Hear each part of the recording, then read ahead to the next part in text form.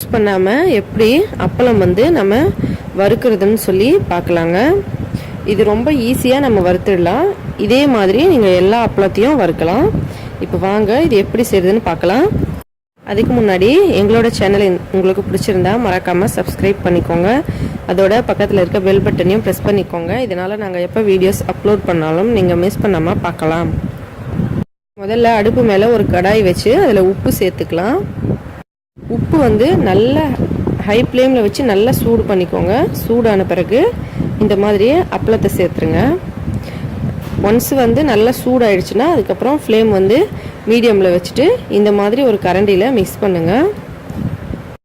இந்த உப்பு வந்து நான் நிறைய ஸ்நாக்ஸ் செய்கிறதுக்காக யூஸ் பண்ணியிருந்தேன். அதனால தான் கலர் இந்த மாதிரி இருக்குது.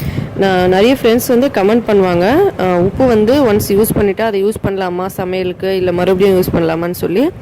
இந்த உப்பு வந்து நம்ம ஒரு தடவை யூஸ் பண்ணால் அதுக்கப்புறம் மறுபடியும் எல்லா ஐட்டம்ஸ்லேயும் நம்ம யூஸ் பண்ணிக்கலாம். இந்த மாதிரி வறுக்கிறதுக்கு அதோட சமையல்லையும் யூஸ் பண்ணலாம். ரொம்ப நல்லது உடம்புக்கு. இப்போ பாருங்கள், இதே மாதிரி வறுக்கணும். இந்த மாதிரி அப்பளம் வந்து கொஞ்சமாக சேர்த்துட்டு இப்படி இந்த ஆயில் ஸ்ட்ரெயினரோ இல்லை ஒரு கரண்டியோ வச்சு இந்த மாதிரி கலக்கி விடுங்க. இந்த மாதிரி ஆயில் ஸ்ட்ரெயினர் வச்சுக்கும் போது நமக்கு எடுக்கிறதுக்கு ஈஸியாக இருக்கும். கல் உப்பாக இருந்தால் நீங்கள் வந்து அதை பவுடர் பண்ணிவிட்டு சேர்த்துக்கலாம். சால்ட்டில் தான் நமக்கு எடுக்க ஈஸியாக இருக்கும். இந்த மாதிரி நல்லா மிக்ஸ் பண்ணணும். இப்படி மிக்ஸ் பண்ணிவிட்டு நம்ம இப்படி சலிச்சோம்னா அந்த உப்பு வந்து கீழே கொட்டிடும்.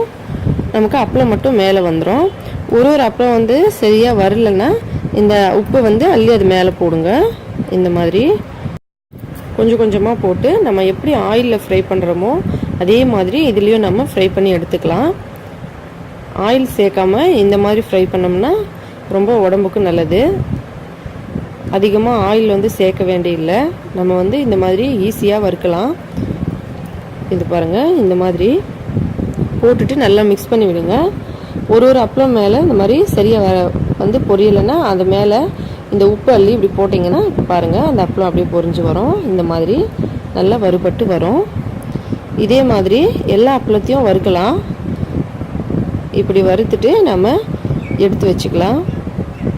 நார்மலாக நம்ம அப்பளம் வந்து எப்படி வறுப்போமோ அதே மாதிரி தான். ஆனால் அது வந்து ஆயில், இது வந்து நம்ம உப்பில் வறுக்கிறோம். உப்பில் சேர்த்து வறுக்கிறதுனால நீங்கள் பயப்பட தேவையில்லை உப்பு அதிகமாகிடுமோன்னு சொல்லி. கண்டிப்பாக உப்பு அதிகமாகாது.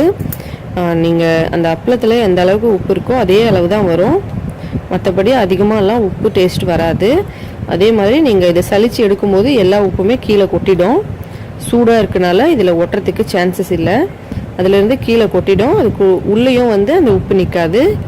இந்த மாதிரி நீங்கள் சலித்து எடுக்கும்போது எல்லா உப்பும் கீழே கொட்டிடும். இந்த மாதிரி தான் ஆயிலே சேர்க்காம நம்ம வந்து அப்பளம் வறுக்கணும். இங்கே பாருங்கள், அதே மாதிரி நான் நிறைய அப்பளம் வந்து இங்கே வறுத்து வச்சுருக்கேன். நம்ம நார்மலான அப்பளம் வந்து ஆயிலில் வறுக்கும்போது அப்படியே ரொம்ப அதிகமாக ஆயில் இருக்கும். அதோட நல்ல ஆயில் இழுத்துக்கும். இப்படி கையில் தொட்டாலே நிறைய ஆயிலியாக இருக்கும். பாருங்கள், இதுக்குள்ளெல்லாம் உப்பு இல்லவே இல்லை. இந்த மாதிரி ஆயிலே சேர்க்காம நல்ல ஈஸியாக அப்பளம் வறுத்து சாப்பிட்டு பாருங்கள். கண்டிப்பாக உங்களுக்கு பிடிக்கும்னு நினைக்கிறேன். இந்த வீடியோ உங்களுக்கு பிடிச்சிருந்தா லைக் பண்ணுங்கள். உங்களோட ஃப்ரெண்ட்ஸுங்களுக்கெல்லாம் ஷேர் பண்ணுங்கள். எங்களோட இந்த சேனல் உங்களுக்கு பிடிச்சிருந்தா மறக்காமல் சப்ஸ்கிரைப் பண்ணிக்கோங்க. மேலும் இதே போல் இன்னும் பல வீடியோஸ் பார்க்குறதுக்கு இந்த வீடியோவை பார்த்த அனைத்து நண்பர்களுக்கும் மிக்க நன்றி. வணக்கம்.